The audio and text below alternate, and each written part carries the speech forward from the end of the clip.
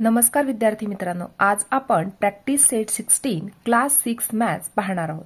Question number 1, if 317 multiply by 45 equal to 14,265। आता या ठिकाणी आपल्याला या दोन्ही संख्येचं मल्टिप्लिकेशनचा आन्सर सुद्धा दिलेला आहे। आता या ठिकाणी आपल्याला काय शोधून काढायचं आहे? Then 3.17 multiply by 4.5।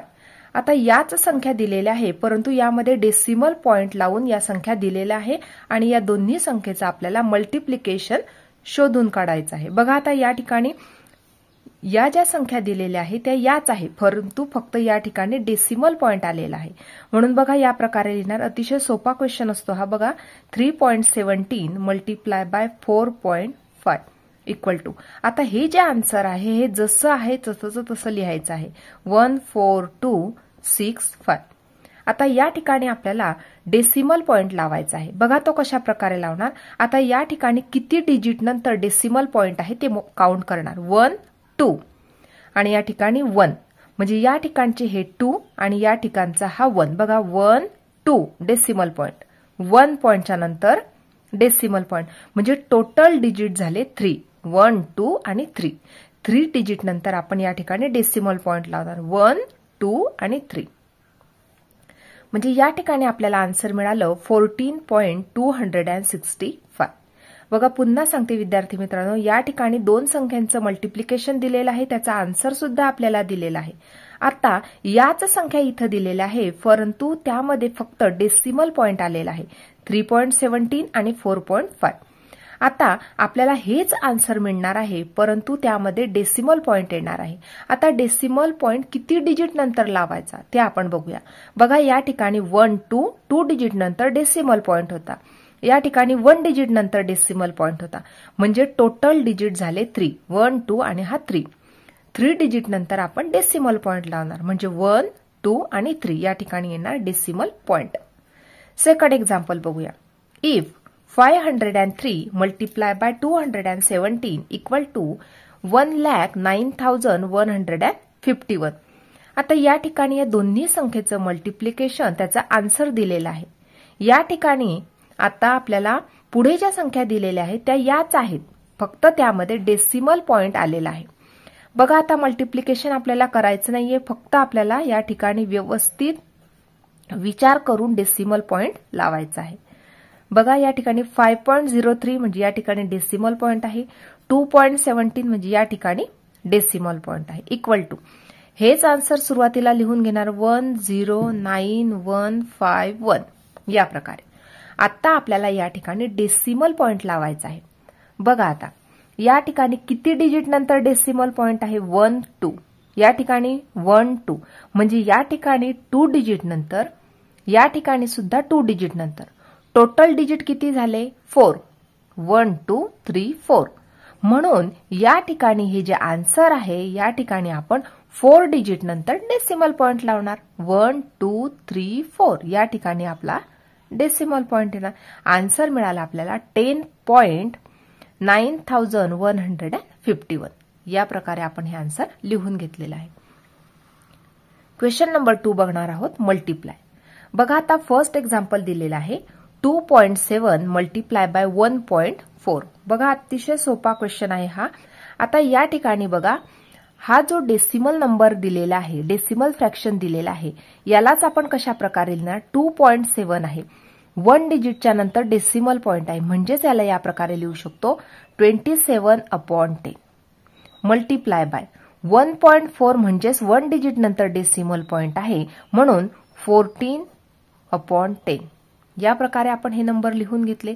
आता आपल्याला या ठिकाणी 27 मल्टिप्लाय बाय 14 आणि 10 मल्टिप्लाय बाय 10 या प्रकारे मल्टिप्लिकेशन करून घ्यावं लागेल।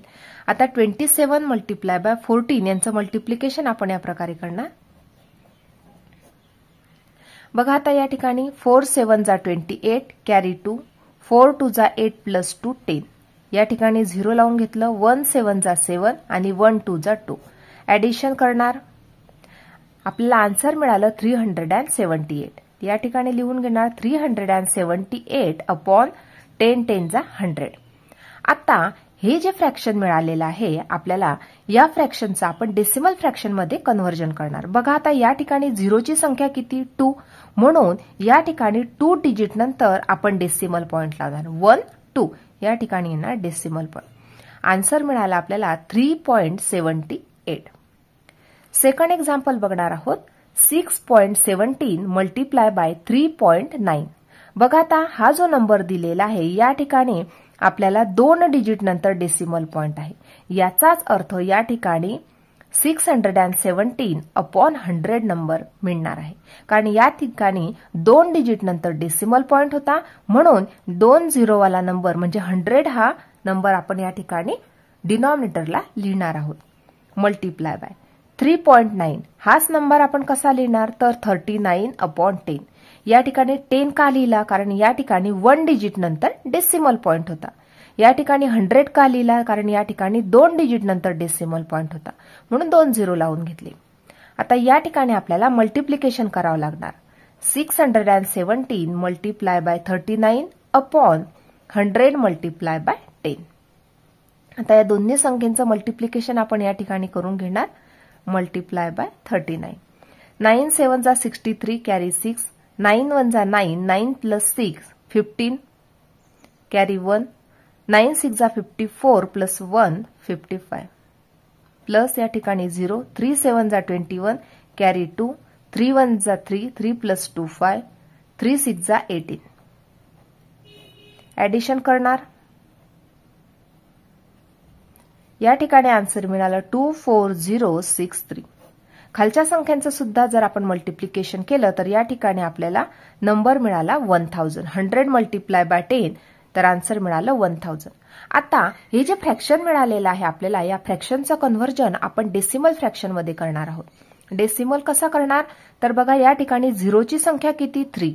म्हणून वरची जी संख्या आहे या ठिकाणी आपण 3 डिजिट नंतर डेसिमल पॉइंट लावणार. बघा 1 2 3 या ठिकाणी आपण डेसिमल पॉइंट लावणार. जे आन्सर मिळालं आपल्याला 24.063 हे आपल्याला आन्सर मिळालेलं आहे. थर्ड एक्झाम्पल बघणार आहोत.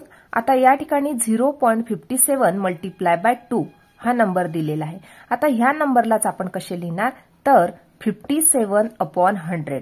100 का लिहिलं, तर या ठिकाणी 1 2 डिजिट नंतर डेसिमल पॉइंट होतं, म्हणून या डेसिमल फ्रॅक्शनचं कन्व्हर्जन आपण फ्रॅक्शनमध्ये करून घेतलं. या प्रकारे 57 अपॉन 100 मल्टिप्लाय बाय 2. तर दोन्ही संख्येचं मल्टिप्लिकेशन करून घेणार. 57 मल्टिप्लाय बाय 2 अपॉन 100. आता 2 7 जा 14 कॅरी 1. 2 5 जा 10 प्लस 1 11 अपॉन 100. आता या ठिकाणी बघा या ठिकाणी 2 झिरो आलेले आहे, म्हणून 2 डिजिट नंतर आपण डेसिमल पॉइंट लावून घेणार. बघा 1 2 राईट हँड साइड कडून लेफ्ट हँड साइड कडे जायचं आहे. 1 2 आणि या ठिकाणी डेसिमल पॉइंट. आन्सर मिळाला आपल्याला 1.14. नेक्स्ट एक्झाम्पल बघणार आहोत. 5.04 मल्टिप्लाय बाय 0.7.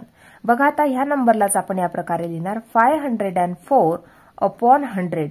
100 का लिहिलं, कारण या ठिकाणी 2 डिजिट नंतर डेसिमल पॉइंट होता, म्हणून या प्रकारे आपण 2 झिरो लिहिले. 100 मध्ये 2 झिरो आहेत. मल्टिप्लाय बाय 0.7 म्हणजेच काय, तर 7 अपॉन 10. कारण या ठिकाणी 1 डिजिट नंतर डेसिमल पॉइंट होता, म्हणून या ठिकाणी आपण 10 नंबर लिहिला. आता वरची जी संख्या आहे यांचा मल्टिप्लिकेशन करणार आणि खालच्या संख्यांचं सुद्धा आपण मल्टिप्लिकेशन करणार. 504 मल्टिप्लाय बाय 7 करूया. बघा या प्रकारे 7 4 जा 28 कॅरी 2. 7 0 जा 0 0 प्लस 2 2. 7 5 जा 35 म्हणजे आन्सर मिळालं 3528 अपॉन 100 मल्टिप्लाय बाय जर 10 केलं तर 1000. आता या ठिकाणी आपल्याला याचं डेसिमल फ्रॅक्शन मध्ये कन्व्हर्जन करणार आहोत. या ठिकाणी असलेल्या झिरोची संख्या आहे 3, म्हणून आपण 3 डिजिट नंतर डेसिमल पॉइंट लावून घेणार. 1 2 3 या ठिकाणी येणार डेसिमल पॉइंट. आन्सर मिळाला आपल्याला 3.528. क्वेश्चन नंबर 4 बघणार आहोत. Virendra bought 18 bag of rice, each bag weighing 5.250 kg. How much rice did he buy altogether? If the rice cost 42 rupees per kg, how much did he pay for it? बघा आता या ठिकाणी आपल्याला या question मध्ये 2 question विचारलेले आहे. बघा सुरुवातीला एक्झाम्पल मध्ये काय दिलंय ते बघून घेणार आहोत. या ठिकाणी वीरेंद्रने 18 बॅग राईस विकत घेतली. एक बॅग जी होती राईसची तिचं वेट दिलेलं आहे या ठिकाणी 5.250 kg. तर त्याने किती राईस टोटल राईस बाय केला हे आपल्याला शोधून काढायचं आहे. ऑल टुगेदर म्हणजेच काय तर टोटल त्याने किती राईस बाय केला ते आपल्याला शोधून काढायचं आहे. नंतर राईसची पर केजीची कॉस्ट दिलेली आहे. तर त्याने त्या दुकानदाराला किंवा शॉपकीपरला किती रुपीज पे केले असतील ते आपल्याला शोधायचं आहे. 2 क्वेश्चन या ठिकाणी विचारलेले आहे. सुरुवातीला या ठिकाणी एका बॅगचं वेट दिलेलं आहे ते लिहून घेणार. 1 बॅग वेट 1 राईस बॅग या प्रकारे लिहिणार. 1 rice bag weight equal to 5.250 kg. हे एका बॅगचं वेट आहे. किती बॅग राईस विकत घेतला 18 kg. Therefore weight of 18 bag equal to जर आपल्याला 1 बॅग राईसची वेट माहित असेल तर आपल्याला 18 बॅगची वेट सुद्धा माहित होईल. कशा प्रकारे तर 5.250 मल्टिप्लाय बाय जर आपण 18 केलं तर आपल्याला 18 बॅगची वेट आपल्याला समजेल. आता या ठिकाणी मल्टिप्लिकेशन करून घेणार. बघा या प्रकारे करूया आपण. 5.250 मल्टिप्लाय बाय 18. 8 0 जा 0, 8 5 जा 40, 0 कॅरी 4, 8 2 जा 16 प्लस 4 20, 0 कॅरी 2, 8 5 जा 40 प्लस 2 42 प्लस या ठिकाणी 0 लावून घेणार. 1 0 जा 0, 1 5 जा 5, 1 2 जा 2 आणि 1 5 जा 5. ऍडिशन करूया. या ठिकाणी 3 डिजिट नंतर डेसिमल पॉइंट म्हणजे आन्सर मिळाला आपल्याला 94.500 kg. म्हणजे 18 बॅग जर त्याने राईस विकत घेतलं तर त्याचं टोटल वेट किती झालं तर 94.500 kg. म्हणजे फर्स्ट जे विचारलं आहे how much rice did he buy altogether तर याचा आन्सर आहे 94.500 kg. या ठिकाणी फर्स्ट क्वेश्चनचा आन्सर लिहूया. Therefore he buy 94.500 kg rice altogether. या प्रकारे हे फर्स्ट क्वेश्चनचा आन्सर झाला. आता या ठिकाणी 1 kg राईसची कॉस्ट दिलेली आहे. लिहिणार therefore 1 kg rice cost equal to 42 rupees. आता त्याने टोटल राईस किती विकत घेतला तर 94.500 kg ची कॉस्ट आपल्याला काढावी लागेल. देअरफॉर या ठिकाणी आपल्याला 1 kg राईसची कॉस्ट दिलेली होती 42 रुपीज. आता या ठिकाणी आपल्याला जे राईस मिळालेले आहे 94.500 kg एवढे राईस होते याची आपल्याला कॉस्ट शोधून काढायची आहे. म्हणजे या ठिकाणी आपण काय करणार आहे दोन्ही संख्येचं मल्टिप्लिकेशन करणार. Therefore 94.500 multiply by 42. यालाच आपण या प्रकारे मांडू शकतो 94.5 मल्टिप्लाय बाय 42. आता दोन्ही संख्येचं मल्टिप्लिकेशन करून घेणार. 94.5 मल्टिप्लाय बाय 42. बघा आता या ठिकाणी 2 5 जा 10, 0 कॅरी 1, 2 4 जा 8, 8 प्लस 1 9, 2 9 जा 18 प्लस या ठिकाणी 0 लावून घेणं लिहिणार. या ठिकाणी आपण 0 लावून घेणार. 4 5 जा 20, 0 कॅरी 2, 4 4 जा 16, 17 18, 8 कॅरी 1, 4 9 जा 36 प्लस 1 37, 0 9 8 प्लस 8 16 कॅरी 1 या ठिकाणी 9 आणि 3. म्हणजे या ठिकाणी आपल्याला आन्सर मिळालं 3969 रुपीज. म्हणजे त्याला टोटल किती कॉस्ट द्यावी लागणार तर या ठिकाणी therefore he pay 3969 rupees for it. म्हणजे जेवढे राईस घेतले होते 94.500 kg एवढ्या राईससाठी त्याला 3969 रुपीज पे करावे लागतील. अशा प्रकारे या ठिकाणी क्वेश्चन नंबर 4 कंप्लीट झाला. क्वेश्चन नंबर 5 पाहणार आहोत. Vedika has 23.50 metre of cloth. She use it to make 5 curtains of equal size. If each curtain required 4 meter 25 centimeter to make how much cloth is left over. बघा आता या ठिकाणी वेदिकाकडे 23.50 metre एवढा कापड होता. त्यामध्ये तिने 5 इक्वल साईजचे कर्टन बनवले। जर एक कर्टन बनवण्यासाठी 4 मीटर 25 सेंटीमीटर एवढा जर क्लॉथ लागत असेल तर या 23.50 मीटर मधून किती कापड शिल्लक राहिला असेल ते आपल्याला शोधून काढायचं आहे। बघा आता या ठिकाणी एका कर्टनसाठीचा कापड दिलेला आहे की एक पडदा बनवायचा असेल, एक कर्टन बनवायचं असेल तर 4 मीटर 25 सेंटीमीटर एवढा कापड लागतो आहे। किती कर्टन बनवले? 5 कर्टन। तर आता आपण सुरुवातीला 5 कर्टन बनवण्यासाठी किती कापड लागला ते शोधून काढूया। यासाठी या प्रकारे आपण लिहिणार therefore 1 curtain required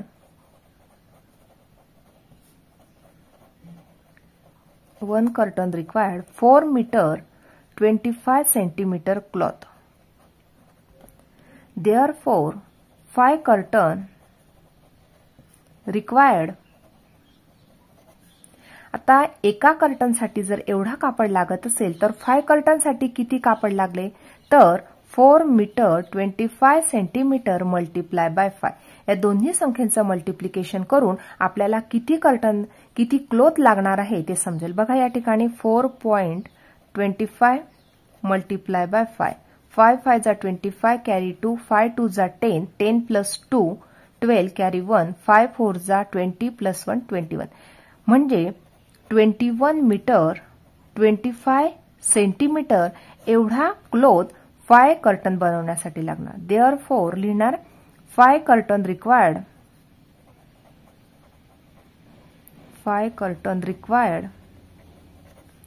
21 metre 25 centimetre cloth. परंतु तिच्याकडे 23.50 मीटर एवढा क्लॉथ अवेलेबल होता, म्हणजे तिच्याकडे तेवढा कापड होता। मग आता किती कापड शिल्लक राहिला? एवढा कापड तिने 5 कर्टन बनवण्यासाठी वापरून टाकला। 23.50 मीटर मधून जर एवढे आपण सबट्रॅक्ट केले तर किती क्लॉथ लेफ्ट राहिला, किती कापड शिल्लक राहिला ते आपल्याला समजेल। देअरफॉर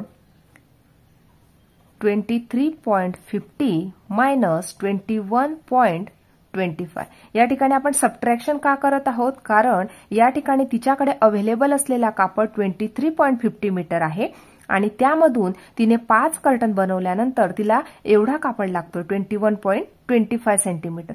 मग किती कापड शिल्लक राहिला हे आपल्याला शोधून काढायचं होतं, म्हणून आपल्याला या ठिकाणी सबट्रॅक्शन करावी लागत आहे। या ठिकाणी 4, या ठिकाणी 10 5 4 मायनस 2 2 डेसिमल पॉइंट या ठिकाणी 2 आणि या ठिकाणी 0। Therefore 2 metre 25 centimetre cloth left over म्हणजे तिने 5 कर्टन बनवल्यानंतर तिच्याकडे 2 मीटर 25 सेंटीमीटर क्लॉथ शिल्लक राहिला।